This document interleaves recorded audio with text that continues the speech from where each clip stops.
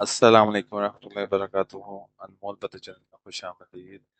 اگر آپ نماز میں کوئی رکعت بھول جاتے ہیں کہ اور اس میں آپ کو شک پڑ جاتا ہے کہ دو ہوئی پڑھی ہیں تین، تو اس حدیث کی روشنی میں آپ آسانی سے فیصلہ کر سکتے ہیں۔ اور عبد الرحمن بن عوف رضی اللہ عنہ فرماتے ہیں کہ میں نے رسول اللہ صلی اللہ علیہ وسلم کو فرماتے سنا، جب کوئی شخص شک کرے کہ دو رکعت پڑھی یا ایک، تو ایک کو اختیار کرے کیونکہ وہ یقینی ہے، کیونکہ شک آپ کو دوسری رکعت میں ہوا۔